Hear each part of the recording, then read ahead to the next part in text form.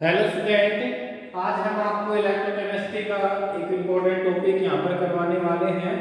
और इस टॉपिक के अंदर हम जो बताएंगे वो है आपका Debye Huckel limiting law for strong electrolytes. देखो, हमने इससे पहले एक छोटा सा वीडियो बनाया था। उस वीडियो के अंदर हमने डेबी हैकल ऑन सागर इक्वेशन पढ़ी थी फॉर स्ट्रॉन्ग इलेक्ट्रोलाइट्स के लिए। ठीक है भाई, तो ये according to dy Huckel Onsager equation. ठीक है भाई, फॉर स्ट्रॉन्ग इलेक्ट्रोलाइट्स। तो स्ट्रॉन्ग इलेक्ट्रोलाइट्स के लिए हमने देखो क्या है, एक इक्वेशन लिखी थी। This is the molar concentration at concentration C, molar concentration at infinite dilution minus में B root C. This is a Debye Huckel Onsager equation. ठीक है भाई, और इस इक्वेशन के थ्रू हम क्या कैलकुलेट कर सकते थे, जब हम इसको प्लॉट करते थे। प्लॉट हमने जब इसको किया तो हमारे पास इस तरह से कर्व आ रहा था आपके पास lambda M C versus root C के बीच में। तो इस तरह से कर्व आता है आपका। ये वीक इलेक्ट्रोलाइट्स के लिए आता है, वीक है। तो वीक इलेक्ट्रोलाइट्स के लिए can not be measurement lambda and not value. ठीक है भाई, स्ट्रॉन्ग इलेक्ट्रोलाइट्स के लिए कुछ इस तरह से कर्व आता है आपका स्ट्रॉन्ग इलेक्ट्रोलाइट्स के लिए। तो जब हम इसको एक्स्ट्रा प्लॉट कर देते थे तब ये वैल्यू जो है आपकी निकल के आती थी, और इसको हम लैम्डा एंड नॉट वैल्यू कहते थे। ठीक है भाई, और स्लोप ऑफ द लाइंस जो आता है आपका, स्लोप ऑफ द लाइंस वो आपके पास बी निकल के आता है। ठीक है, ये हम पहले पढ़ चुके हैं। तो यहाँ पर देखो कंडीशन ये हुई थी कि हम जो है this equation not applicable on weak electrolytes. ठीक है, दूसरी बात ये थी कि दिस जो E M naught of the naught cell जो है आपका standard element of the cell, वो calculated by for weak electrolyte. और वीक इलेक्ट्रोलाइट्स में भी आपकी लो कंसंट्रेशन के ऊपर ये इफेक्टिव था, हायर कंसंट्रेशन के ऊपर इसमें डेविएशंस हो गया था। ठीक है भाई, तो यहाँ पर पहली कंडीशन यही है कि जो भी आपका इलेक्ट्रोलाइट्स आप यूज करें वो स्ट्रॉन्ग होना चाहिए। ठीक है भाई, इलेक्ट्रोलाइट्स जो होते हैं, इलेक्ट्रोलाइट्स हैव 100% आयोनाइजेशन। ठीक है भाई, यूज्ड यहाँ पर वेरी स्ट्रॉन्ग इलेक्ट्रोलाइट्स की बात की है। ठीक है भाई, तो यहाँ पर एक पॉइंट यहाँ पर ये है कि दिस ये जो डेरिवेशन है उसमें एक पॉइंट ये है कि भाई 100% आयोनाइजेशन होना चाहिए, मॉलिक्यूल आपके आयोनाइज्ड फॉर्म में होना चाहिए। वेरी स्ट्रॉन्ग इलेक्ट्रोलाइट्स की बात की गई है।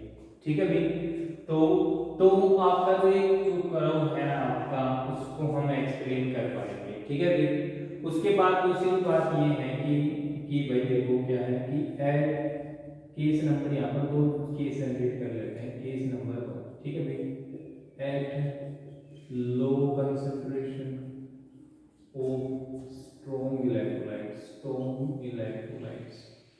ठीक है, जब लो कंसंट्रेशन होती है स्ट्रॉन्ग इलेक्ट्रोलाइट्स की तब की बात कर लेते हैं। फिर एक हाई कंसंट्रेशन की बात करेंगे कि भाई कर्व किस तरह से आ रहा है। ठीक है भाई, इस कर्व को देखेंगे हम। तो अब देखो, जब एट लो कंसंट्रेशन की बात करते हैं, एट लो कंसंट्रेशन की, तो लो कंसंट्रेशन का मतलब यही है कि भाई आपका जो सॉल्यूशन आप ले, ठीक है भाई, उसमें आपके जो मॉलिक्यूल है, मान लेते हैं कि लो कंसंट्रेशन का यही मतलब है कि आपके 2-3 मॉलिक्यूल होंगे। ठीक है भाई, ए मान लेते हैं कोई ए बी का कोई मॉलिक्यूल है, ए बी का ए बी के 3 मॉलिक्यूल, लो कंसंट्रेशन की बात है। ठीक है भाई, तो ए बी कोई इलेक्ट्रोलाइट्स है, कंसीडर। ठीक है भाई, कंसीडर ए बी इलेक्ट्रोलाइट्स। ठीक है भाई, स्ट्रॉन्ग इलेक्ट्रोलाइट्स है। तो इसके 3 मॉलिक्यूल लेंगे, लो कंसंट्रेशन की बात है, तो 3 मॉलिक्यूल क्या करते हैं, तीनों के तीनों आयनाइज फॉर्म में मिलेंगे क्योंकि स्ट्रॉन्ग है, तो ये आपके एक मॉलिक्यूल दूसरा इस तरह से आपके तीनों के तीनों बड़े मिलेंगे, आपके ए पॉजिटिव बी नेगेटिव, ए पॉजिटिव बी नेगेटिव, ए पॉजिटिव बी नेगेटिव, इस तरह से मिलेंगे और सॉल्यूशन आपके 6 आयंस मिलेंगे। तो ये जो 6 आयंस है आपके बहुत ही कम आपके आयन है, इसलिए इनके बीच में जो इंटर आयनिक अट्रैक्शन है, इंटर या आप लिख सकते हैं inter ionic attraction not adjusted, ठीक है, not adjusted at low concentration. तो जब इंटर आयनिक अट्रैक्शन एडजस्ट नहीं करेगा तो ये जो मॉलिक्यूल है ना, ये जो आपके आयंस हैं, जितनी फास्ट स्पीड से आपके मूव करना चाहते थे, मान लेते हैं कि ये मोबिलिटी जो भी है, ठीक है भाई, वो ही मोबिलिटी रहेगी, और जितनी मोबिलिटी आपकी एडजस्ट कर रही है, पहले ही एक्सपेरिमेंटली और थ्योरेटिकल दोनों सेम आ जाए, तो अब आपकी जो ये जो कर्व है वो परफेक्टली आपकी डिक्रीजिंग आएगी, समझ लो, यानी जितनी कंडक्टेंस आनी चाहिए उतनी कंडक्टेंस आएगी, ठीक है भाई। तो जितनी आपकी है मोबिलिटी, मोबिलिटी नोट इफेक्ट, ठीक है भाई, एनी अट्रैक्टिव फोर्सेस, ठीक है भाई, जो मोबिलिटी है वो आपकी इफेक्ट नहीं करेगी किसी टाइप के अट्रैक्टिव फोर्स वगैरह की, क्योंकि यहाँ पर एडजस्ट ही नहीं होगा ना किसी टाइप का फोर्स वगैरह, क्योंकि आयन आपके दूर दूर है, ठीक है भाई। तो यहाँ पर जितनी मोबिलिटी आपकी जो है मोबिलिटी इफेक्ट नहीं करेगी, तो जो कंडक्टेंस आएगी वही रहेंगी, ठीक है भाई। तो conductance, conductance also not effect, ठीक है भाई, जो कंडक्टेंस रहेंगी वही आएंगी, ठीक है भाई, ये समझ गए ना आप पॉइंट, यानी कि लो कंसंट्रेशन के ऊपर कोई इफेक्ट नहीं होगा, यानी कि जो कर्व आ रही है लो कंसंट्रेशन की यहाँ से यहाँ तक ये बिल्कुल सही आ रही है, जितनी होना चाहिए इफेक्ट, ठीक है भाई, उतना का उतना ही रहता है, कोई किसी टाइप का अट्रैक्शन वगैरह नहीं, एडजस्टमेंट होता है लो कंसंट्रेशन के ऊपर, समझ गए। चलो अब हम कर लेते हैं हायर कंसंट्रेशन के ऊपर बात, ठीक है भाई, तो ये बहुत इंपॉर्टेंट पॉइंट है, आप याद रखिए, ठीक है भाई। देखो ये भी अब हम क्या करते हैं, हायर कंसंट्रेशन के ऊपर बात करते हैं। तो यहाँ पर आपका केस नंबर 7, ठीक है, at higher concentration of electrolytes, ठीक है। तो जो भी इलेक्ट्रोलाइट्स हैं, इलेक्ट्रोलाइट्स हैं आपके, उसकी low concentration, sorry higher concentration की कोई बात करते हैं, तो वही है, आप भी कर लेते हैं। अब आप देखो यहाँ पर मैंने 10 मॉलिक्यूल आपके डाल दिए, ठीक है, 10 मॉलिक्यूल ए बी के ही करते, ये भी ए बी है, ये भी ए बी है, यहाँ पर ये भी, ये भी। इसके बाद जैसे ही आपके जो आयन बड़े होंगे, बड़े होंगे, तो इसमें आपके 20 मॉलिक्यूल मिलेंगे आयनाइज फॉर्म में, ठीक है, 20 मॉलिक्यूल आपके आयनाइज फॉर्म में मिलेंगे, ये ए पॉजिटिव बी नेगेटिव, ए पॉजिटिव बी नेगेटिव इस टाइप के, ठीक है भाई। तो यहाँ पर आपके जो मॉलिक्यूल है वो आपके क्लोज हो जाते हैं, molecule close together and adjust inter ionic attraction, ठीक है भाई, इंटर आयनिक अट्रैक्शन और यानी इंटर आयनिक फोर्स एडजस्ट करता है, ठीक है भाई, इंटर आयनिक फोर्स, ठीक है, जो भी अट्रैक्टिव वेरिएबल से वो फोर्स एडजस्ट करता है, क्योंकि यहाँ पर जितने ज्यादा आयंस हैं जिनके बीच में अट्रैक्शन हो रिपल्सन हो वो एडजस्टमेंट हो जाता है।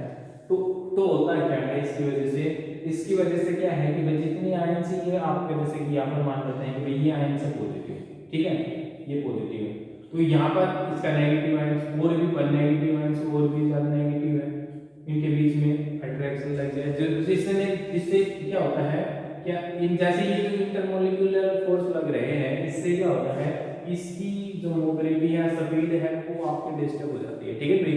तो इसकी जो आपकी जो स्पीड ऑफ द आयंस है, जो स्पीड है आपकी है, स्पीड ऑफ आयंस जो है वो डिस्टर्ब, ठीक है भाई। और जैसे जैसे ग्लोब लाइन डिस्टर्ब होगा आपका, तो ऑटोमेटिकली उसकी जो कंडक्टेंस आनी चाहिए वो नहीं आएगी, ठीक है भाई। यानी कि कंडक्टेंस जो है वो ऑटोमेटिकली आपकी इफेक्टेड, ठीक है भाई। कंडक्टेंस भी आपकी इफेक्ट करेगी, वो डिपेंड करता है कि भाई वो अट्रैक्टिव फोर्स है, रिपल्सिव फोर्स है, वो बाकी बात है, ठीक है भाई। तो हमने एक बात आप देख लिया है कि हायर कंसंट्रेशन पे इंटर आयनिक फोर्सेज लगते हैं, ठीक है भाई। तो ये जो आपके जो फोर्सेज लगते हैं इंटर आयनिक फोर्सेज, इन इसको बोलते हैं इंटर आयनिक इफेक्ट, ठीक है भाई। इस टर्म जनरेटेड इंटर आयनिक इफेक्ट, ठीक है। इसको हम बोल रहे हैं इंटर आयनिक इफेक्ट, ठीक है भाई।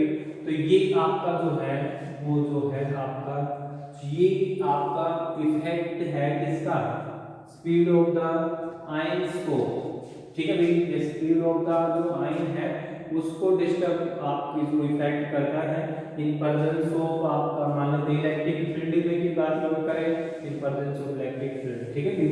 तो ये जो है इंटर आयनिक अट्रैक्टिव और रिपल्सिव फोर्स, ठीक है भाई, affected by N inter ionic attraction और रिपल्सन, ठीक है भाई।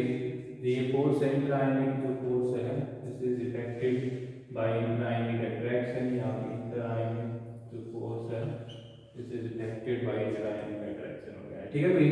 तो जो भी ये है इसको इंटर आयनिक इफेक्ट बोलते हैं, ठीक है भाई। ये आपको समझ में आया आपका, ये इंटर आयनिक इफेक्ट। जो ये इफेक्ट है आपका इंटर आयनिक इफेक्ट को समझने के लिए कि भाई कौन कौन से इफेक्ट यहाँ पर काम आते हैं, वो जनरली यहाँ पर दो टाइप के इंटर आयनिक इफेक्ट है, ठीक है भाई। ये मैं बोलूँगा चलो यहाँ पर जाते हैं। इंटर आयनिक इफेक्ट, ठीक है भैया। तो ये आपके जो इफेक्ट है वो दो टाइप के इफेक्ट है। एक तो है आपका रिलैक्सेशन इफेक्ट, दूसरा आपको हम एसिमेट्रिकल इफेक्ट बोलते हैं, सिमेट्रिकल इफेक्ट, ठीक है। रिलैक्सेशन इफेक्ट और एसिमेट्रिकल इफेक्ट, ठीक है भाई। और दूसरा है इलेक्ट्रोफोरेटिक इफेक्ट, ठीक है। और इसको हम जनरली याद करने के लिए आपको बताएंगे आपको क्या क्या होता है। इसको याद करने के लिए आपका विस्कस फोर्स ऑफ सॉल्वेंट लिख देते हैं, ठीक है भाई। अभी बताएंगे क्या होता है क्या नहीं, ठीक है भाई। तो हम इसको जो रिलैक्सेशन इफेक्ट है, एसिमेट्रिकल इफेक्ट है, इसको हम देखेंगे भाई ये इफेक्ट क्या कहता है कि भाई किस तरह से आपकी जो कंडक्टेंस है वो आपकी इफेक्ट करती है, ठीक है भाई। तो ये रिलैक्सेशन को इफेक्ट को समझने के लिए हमें एसिमेट्रिकल और एसिमेट्रिकल को समझना होगा कि भाई क्या सिमेट्रिकल है क्या एसिमेट्रिकल है। और इसको समझने के लिए हम क्या कर रहे हैं कि इन ऑप्शंस इन इलेक्ट्रिकल फील्ड की बात कर रहे हैं कि देखो सॉल्यूशन के अंदर क्या होता है कि यदि ऑप्शंस इन इलेक्ट्रिकल फील्ड की बात करें तो मान लेते हैं कि ये आपकी हमने फील्ड लगा रखा है, तो जब हमने फील्ड अप्लाई नहीं किया, ठीक है भाई, तो आपका मान लेते हैं कि ये मॉलिक्यूल है आपका इधर उधर घूम रहे हैं, ठीक है। तो आपके कैटायंस भी होंगे सॉल्यूशन के अंदर, एनायंस भी होंगे, कुछ स्ट्रॉन्ग इलेक्ट्रोलाइट्स है, कैटायन भी एनायन भी आपके होंगे। तो क्या होता है कि आपका जो इलेक्ट्रिकल फील्ड अप्लाई नहीं करते हैं तब क्या करते हैं कि जो भी अपोजिट चार्ज आयंस है, जैसे कि पॉजिटिव चार्ज आयन है, तो ये क्या करते हैं अपने सराउंडिंग नेगेटिवली चार्ज आयन को सराउंडिंग कर लेते हैं, ठीक है भाई। स्फेरिकल में नेगेटिव चार्ज सराउंडेड बाय ये नेगेटिव चार्ज या जो है opposite charge ion surrounding in spherical manner, ठीक है भाई। स्फेरिकल मैनर के अंदर क्या करते हैं, सराउंडिंग करते हैं। जैसे कि ये स्फेरिकल के अंदर ये this is not circle, spherical की तरह आपका एडजस्टमेंट करना है। तो ये एक ये जो आपका स्फीयर बनता है, दिस इज द स्फीयर, ठीक है भाई। तो ये जो स्फीयर बनता है इसको हम बोलते हैं आयोनिक एटमॉस्फेयर, ठीक है, आयोनिक एटमॉस्फेयर, इसका नाम समझ में आया आपका। ऐसे ही आपके नेगेटिव चार्ज वाले जो होंगे उसके सराउंडिंग होते हैं पॉजिटिव चार्ज वाले, ठीक है, पॉजिटिव चार्ज। और एक स्फीयर बनाते हैं, इसको आपका ionic atmosphere of this ions बोलते हैं, ठीक है भाई। कैटायंस का आयोनिक एटमॉस्फेयर ये है, एनायंस का आयोनिक एटमॉस्फेयर ये है, ठीक है भाई। तो हर एक आपका जो डिबे हेल्कल जो है आपका ये कहता है कि यदि आप सेल्स में इलेक्ट्रिकल फील्ड करेंगे तो ये जो size of the ionic atmosphere है ये सिमेट्रिकल होता है, ठीक है भाई। तो in absence in electrical field, ठीक है भाई, साइज होता है, साइज आयोनिक एटमॉस्फेयर की सिमेट्रिकल, सिमेट्रिकल मतलब समझ रहे हो, स्फीयर है वो एक सिमेट्रिकल है, ठीक है भाई। किसी तरह बढ़ा हुआ नेचर को देखिए बिल्कुल सिमेट्रिकल, ठीक है भाई, सिमेट्रिकल होगा। फिर दूसरी बात ये है कि यदि हम एब्सेंस की बात करें, सॉरी प्रेजेंस की बात करें, in presence in electrical field, ठीक है, प्रेजेंस की बात करते हैं। तो यदि प्रेजेंस का मतलब ये है कि यदि हम इसमें इलेक्ट्रिकल फील्ड अप्लाई करते हैं तो इसको आपको यहाँ पर देखो, यदि इलेक्ट्रिकल फील्ड अप्लाई करते हैं, मान लो ये इलेक्ट्रिकल फील्ड है, ठीक है, ये पॉजिटिव चार्ज, ठीक है, इसके ऊपर हमने एक और इलेक्ट्रिकल फील्ड लगा दिया, ये मैंने इलेक्ट्रिकल फील्ड लगा दिया, और आयनिक एटमॉस्फेयर जो है वो प्लस में यहाँ पर है, ठीक है भाई, negative negative negative negative negative और नेगेटिव, ये एक सिमेट्रिकल आयोनिक एटमॉस्फेयर है, ठीक है भाई। कोई पॉजिटिव है और पॉजिटिव के जो अराउंड है वो आयोनिक एटमॉस्फेयर यहाँ पर है, वो है, ठीक है।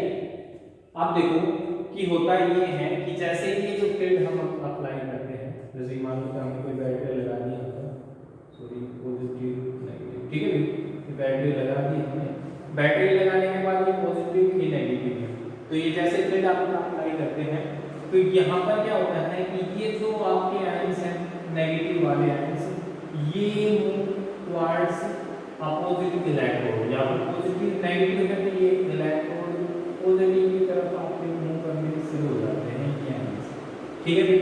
और जो ये पॉजिटिव आयंस है, सेंटर वाला जो आयंस है, this is move in opposite electrode, ये पॉजिटिव है, ये इलेक्ट्रोड नेगेटिव की तरफ शिफ्ट हो जाता है। तो यहाँ पर देखो होता ये है कि इस तरह का पिक्चर बन जाती है आपकी, इस तरह का आपके अरेंजमेंट होगा कि ये जो आपके आयंस है ना, ये तो थोड़े थोड़े आपके किसकी तरफ शिफ्ट होने शुरू हो जाएंगे, और जो ये पॉजिटिव आयंस है आपका, ये शिफ्ट दिस साइड नेगेटिव जो इलेक्ट्रोड है ये आपको सारे के सारे ऊपर की तरफ शिफ्ट होने शुरू हो जाएंगे, ठीक है, पॉजिटिव वाला, ठीक है, क्योंकि यहाँ पर पॉजिटिव है ये नहीं, ठीक है, समझ गए ना। तो इससे क्या होता है कि जो सिमेट्री आपकी बन रही थी, पहले आपका सिमेट्रिकल था, स्फेरिकल साइज के अंदर था, इसकी वजह से जैसे फील्ड अप्लाई किया कि ये जो है आपका सिमेट्री जो है ना वो ब्रेक हो गई है, और इसी को ही हम एसिमेट्रिकल इफेक्ट बोलते हैं, इसको हम एसिमेट्रिकल इफेक्ट बोलते हैं, समझ रहे हो क्या क्या सर, आपका in presence of electrical field कि जो आपका सिमेट्रिकल एटमॉस्फेयर है ना वो डिस्टर्ब हो जाता है, वो आपका एसिमेट्रिक जो है वो प्रोड्यूस करता है यहाँ पर एसिमेट्रिक, यानी कि ये आपका जो है सिमेट्रिकल नहीं रहेगा, आपका ये डिस्टर्ब हो जाएगा, ठीक है भाई।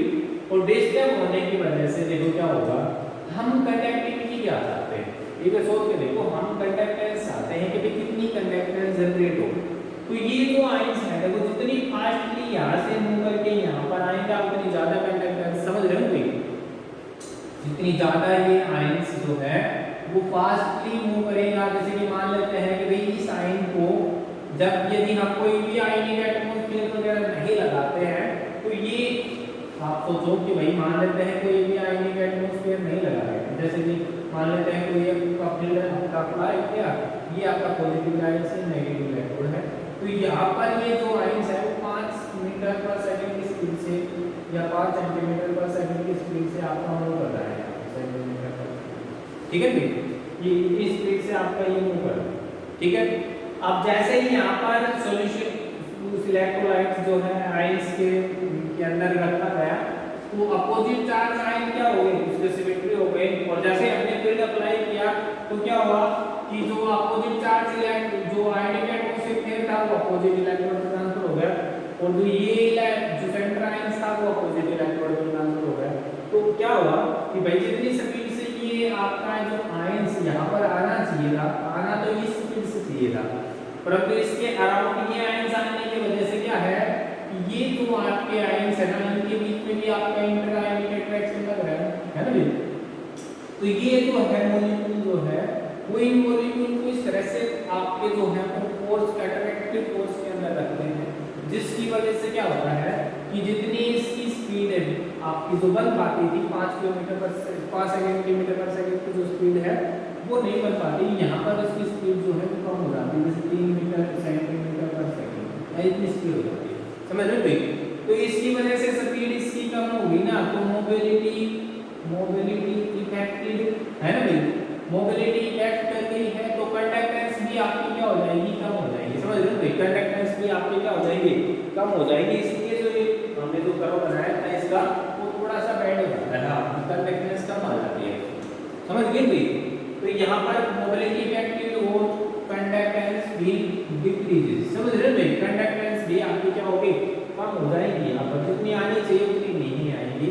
इस इफेक्ट को जो ये आपका जो इफेक्ट हो रहा है जिसकी वजह से कंडक्टेंस डिक्रीज हो रही है उसको एसिमेट्रिकल इफेक्ट बोलते हैं, और ठीक है भाई, रिलैक्सेशन इफेक्ट बोलते हैं, ठीक है भाई। अब इसके बाद देखो एक पॉइंट यहाँ पर और समझो, देखो रिलैक्सेशन टाइम है वो समझना है, उसको समझने के लिए आपने दो आयनिक एटमॉस्फेयर लेने पड़ेंगे यहाँ पर, जैसे कि दो आपके लेंगे मैंने ये, ठीक है भाई, ये मैंने बना दिया इस तरह से, ये एक आयनिक एटमॉस्फेयर यहाँ पर बना दिया मैंने पॉजिटिव चार्ज वाला, नेगेटिव, ठीक है, इस तरह से दो आयनिक एटमॉस्फेयर बना दिया,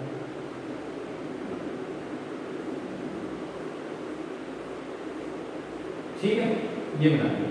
तो जब हम सेंस करेंगे तो ये सिमेट्री करने चाहिए, परंतु देखो ऐसे ऐसे बहुत सारे आयनिक एटमॉस्फेयर होते हैं सॉल्यूशन के अंदर, आपके सॉल्यूशन उसके अंदर, ठीक है भाई, जब हम इलेक्ट्रोलाइट डालते हैं तो बहुत सारे एटमॉस्फेयर जो है वो एडजस्टमेंट होते हैं यहाँ पर। तो यहाँ पर दो मान रहे हैं, देखो होता ये है कि जैसे ही हम इलेक्ट्रिक फील्ड अप्लाई करते हैं, मान लेते हैं पॉजिटिव चार्ज यहाँ पर मैंने अप्लाई कर दिया, तो यहाँ पर ये क्या करता है, नेगेटिव, तो ये पॉजिटिव चार्ज वाला ही यहाँ पर शिफ्ट होगा, ये सारे के सारे पल्ले तरफ जाना शुरू करेंगे, ठीक है भाई, ये भी आपका पल्ले तरफ जाना शुरू करेंगे, और ये आपके एसिमेट्रिकल इफेक्ट एक्ट करेगा। ठीक होता ये है कि जैसे ही ये आयंस आपके ये जो आयंस है वो एसिमेट्रिकली मान लेते हैं, ये आयंस इस आयनिक एटमॉस्फेयर से जैसे ही बाहर निकलेगा तो क्या करते हैं, ये भी आयंस आपके मान लेते हैं बाहर निकल गया, तो यहाँ पर आपका नेगेटिव फील्ड आ जाएगा, ये आपका जो है, देखो पहला आयनिक एटमॉस्फेयर ये है, अब क्या है कि ये नेगेटिवली चार्ज, ये जो आपका नेगेटिवली जो इफेक्ट है, ये जो नेगेटिवली जो आपका ये एसिमेट्रिकल इफेक्ट है उसमें, और ये पॉजिटिवली चार्ज आ रहा है पहली तरफ से, तो ये क्या करते हैं, ये इसके अंदर एंटर कर जाता है, इसको बोलते हैं जो ये जो आपका नया जनरेट हुआ है एटमॉस्फेयर, इसको न्यू एटमॉस्फेयर बोलते हैं, ये ओल्ड एटमॉस्फेयर, ठीक है जी।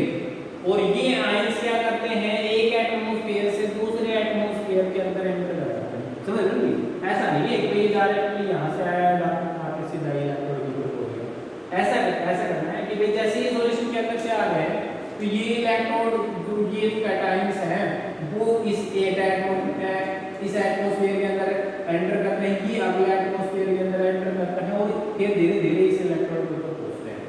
तो ये जैसे ही यहाँ से यहाँ तक एंटर करता है ये न्यू एटमॉस्फेयर के अंदर, तो इसमें क्या करता है, कुछ टाइम लगता है, रिक्वायर्ड सम अदर टाइम, ठीक है भाई, कुछ टाइम लगता है और इस टाइम को हम रिलैक्सेशन टाइम बोलते हैं, ठीक है भाई, इसको बोलते हैं रिलैक्सेशन टाइम। समझ गए भाई, ये समझ गए ना, कुछ टाइम लगता है, उसके बाद फिर ये आए दूसरे एटमॉस्फेयर के अंदर एंटर करेगा और फिर ये इस इलेक्ट्रोड के ऊपर पहुंचेगा। ऐसे ये जो आयनिक एटमॉस्फेयर है ये फिर अगले आयनिक इस आयन के अंदर पहुंचेंगे, फिर ये आगे, फिर ये इस इलेक्ट्रोड के ऊपर ट्रांसफर होता है, ठीक है भाई।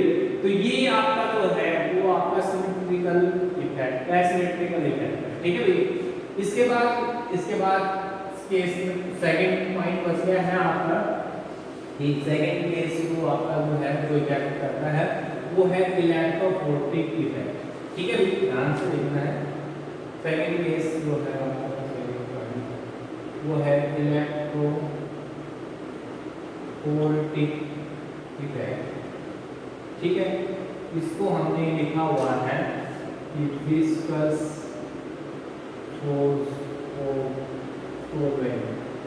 इसको समझने के लिए आपका ये है कि जैसे ही देखो, इसको समझने के लिए ये है कि जैसे ही हम इलेक्ट्रिसिटी अप्लाई करते हैं, पॉजिटिव पॉजिटिव पॉजिटिव नेगेटिव, ठीक है भाई, तो जैसे ही हम देखो यदि एक्सेंस है तब तो आपस में मिलेगा, ठीक है भाई, मान लेते हैं पॉजिटिव भी है और यहाँ पर आयनिक नेगेटिव, ठीक है। और इसके बाद आपका जो ये डिबे एंगल है ये आपका ये कहता है कि भाई ये आयनिक एटमॉस्फेयर है ना, ये जो सेंटर आयन है, सेंटर, इसको सेंटर आयन बोलते हैं, सेंटर आयन। तो ये सेंटर आयन है आपका कैटायंस, और जो ये आयंस है वो सराउंडिंग होते हैं सोलवेंट मॉलिक्यूल के साथ। जैसे कि यहाँ पर सोलवेंट मॉलिक्यूल मान लेते हैं, वाटर पे डाल देते हैं, ठीक है भाई। तो सोलवेंट के मॉलिक्यूल जो है ना, इन सभी मॉलिक्यूल के अराउंड सराउंडिंग होते हैं, ये आपने मानकर चलना है। क्या मैं कह रहा हूँ, सोलवेंट के मॉलिक्यूल सारे के सारे surrounding by an ions, ion के अराउंड सराउंडिंग, या आप ये कह सकते हैं ये एक फ्लूइड सा बना लेते हैं, ये फ्लूइड सा होता है आपका, ठीक है भाई। तो ये जो आपके जो है सोलवेंट मॉलिक्यूल जो है सराउंडिंग होल्स आयंस, ठीक है भाई, जो ये कैटायंस है ना सबके अराउंड सराउंडिंग होते हैं, या ये लिक्विड सा लगा होता है, ये सोच ना क्लास है, ठीक है भाई। तो ये एक लिक्विड सा है जो इसके अराउंड सराउंडिंग होते हैं। तो इसके बाद क्या है कि जैसे ही हम इलेक्ट्रिसिटी सप्लाई करते हैं तो ये मॉलिक्यूल अपनी तरफ से होना चाहेंगे और ये मॉलिक्यूल आपका उनकी तरफ से होना चाहेगा, तो होगा ये देखो कि ये मॉलिक्यूल जो है आपका कैटायंस है, इसके अराउंड क्या है, पानी का मॉलिक्यूल है, पानी का, और ये क्या करते हैं, ये जो वाटर के मॉलिक्यूल है इसके अराउंड बहुत सारे मॉलिक्यूल है वाटर के, वो क्या करते हैं इसके अपोजिट डायरेक्शन में एक विस्कस फोर्स जनरेट करते हैं, विस्कस फोर्स, और इसको हम विस्कोसिटी वाला जो फोर्स है ना वो बात कर रहे हैं, ठीक है भाई। क्योंकि लिक्विड के मॉलिक्यूल है और लिक्विड के मॉलिक्यूल आपके जैसे कि यदि किसी लिक्विड में से यदि कोई मॉलिक्यूल गुजरता है तो वो जो आपका अपोजिट डायरेक्शन में भी विस्कस फोर्स जनरेट करता है, वैसे ही यहाँ पर है ये लिक्विड के मॉलिक्यूल है, सोलवेंट जो मॉलिक्यूल है वो जनरेट है विस्कस फोर्स, इसको हम ड्रग फोर्स बोलते हैं, ड्रग फोर्सेस, ठीक है भाई, विस्कस और ड्रग फोर्सेस बोलते हैं इसको। तो ये विस्कोसिटी वाला फोर्स है, तो ये भी आपका क्या है इफेक्ट करता है, और इसी फोर्स को इफेक्ट जो फोर्स जो इफेक्ट करता है आपका, इसको हम इलेक्ट्रोफोरेटिक इफेक्ट बोलते हैं, ठीक है भाई। इसी आपको जो फोर्स है आपका इस इफेक्ट से ये जो कंडक्टेंस आपकी इफेक्टेड होती है उसको हम इलेक्ट्रोफोरेटिक इफेक्ट बोलते हैं। देखो आप सोच के देखो कि ये जो मॉलिक्यूल है आप विस्कोसिटी वाला फोर्स जनरेट करते हैं और विस्कोसिटी इसके अपोजिट डायरेक्शन में लगती है, क्योंकि ये मॉलिक्यूल जितनी फास्ट स्पीड से जाना चाहिए ना उसको जाने नहीं देगा, ये वापस रोक के लगता है, ये रेजिस्टेंस वाला फोर्स है, ठीक है भाई। तो ये आपका क्या करता है विस्कोसिटी जनरेट करता है, ठीक है भाई। तो फॉलो जो भी आयंस है उसके पाथ के अंदर, ठीक है भाई। तो जैसे विस्कोसिटी जनरेट होती है उसी इफेक्ट को इलेक्ट्रोफोरेटिक इफेक्ट बोलते हैं, और जिसकी स्पीड से इतना जाना चाहिए वो जा नहीं पाती है और कंडक्टेंस आपकी क्या हो जाती है, कम हो जाती है, ठीक है भाई। तो इसको आपको इलेक्ट्रोस्टैटिक इफेक्ट बोलते हैं, ठीक है। तो इन दो इफेक्ट की वजह से इलेक्ट्रोस्टैटिक और एसिमेट्रिकल इफेक्ट की वजह से क्या होती है, ओवरऑल क्या है कि कंडक्टेंस जो है वो आपकी इफेक्ट कर जाती है, समझ रहे हैं। जो इन कंसंट्रेशन जैसे आपकी हाई कंसंट्रेशन होती है उसकी तरह, ठीक है भाई। और इसके बाद क्या है कि जो ये डी बाई हर्टन था आपका, ये डी बाई हर्टन था, उन्होंने क्या किया एक्सपेरिमेंटली यहाँ पर derive according to Debye हर्टन डेराइव एक्सपेरिमेंटली, ठीक है, relation between lambda mc versus lambda mc and concentration, ठीक है, concentration of electrolytes, ठीक है, electrolytes in term of dissociation constant, ठीक है भाई। dissociation constant के टर्म में इसको कैलकुलेट किया और उन्होंने एक्सपेरिमेंटली इस रिलेशन को ड्राइव किया। This is the molar concentration experimentally minus का 8.24 dt divided by 1/2 viscosity minus में 8.2 10 पावर 5 dt 3/2 into lambda और रूट c। ये इक्वेशन होना एक्सपेरिमेंट के ड्राइव पे बेहद में आप जो है ये टी है डिसोसिएशन कांस्टेंट बोलते हैं, डिसोसिएशन कांस्टेंट, ठीक है भाई। और ये आपका टी है वो टेंपरेचर है, एटा इज विस्कोसिटी, तो ये विस्कोसिटी से रिलेट किया है, ठीक है भाई एक्सपेरिमेंट में। तो दिस इक्वेशन आपको याद रखनी है, इसको हम शॉर्ट में और भी लिख सकते हैं, रिजल्ट कैन कंसीडर, यदि आप करें कंसीडर ये lambda mc, this is lambda m minus b, इसको हम a minus b lambda mc लिख सकते हैं, और हम इसको लिख सकते हैं, इसको शॉर्ट में लिख रहा हूँ m माइनस b, ठीक है भाई। तो ये b की वैल्यू तो आपके पास ये है, a और b की वैल्यू ये कंसीडर करते हैं, ठीक है भाई। a और b की वैल्यू है वो ये है आपकी कंसीडरेशन। तो यहाँ पर ये जो है आपकी दिस इज डी बाई आपका कौन सा इक्वेशन, ठीक है भाई। और इसके बाद हम यदि इस इक्वेशन को प्लॉट करें, डी बाई है का कौन सा इक्वेशन को यदि हम प्लॉट करें lambda m c versus root c, तो आपका नेगेटिव स्लोप आना चाहिए, है ना, नेगेटिव स्लोप आने आना चाहिए। तो इस तरह का अगर आता है आपका, ठीक है भाई, इस तरह से तो यहाँ पर आना चाहिए स्ट्रॉन्ग लेफ्ट राइट से थोड़ा सा बैंड होता है, ये बात आ रही है, ठीक है भाई। तो ये जो वैल्यू है mc नोट है, स्लोप ऑफ द लाइन भी आपको, ठीक है भाई। तो इस तरह से आपको पता होना चाहिए कि भाई अगर लिमिटिंग लॉ आपका क्या है, किस तरह से आपकी जो कर्व आती है नेगेटिव स्लोप की, ठीक है भाई। तो ये आपने ध्यान रखनी है, ठीक है भाई। नेगेटिव स्लोप की लाइन है, इंटरसेक्शन आपका रूट लैम्डा m नोट है आपका, ठीक है भाई। तो ये आपका डी बाई लिमिटिंग लॉ है। कोई प्रॉब्लम आए तो बताना मुझे, थैंक यू।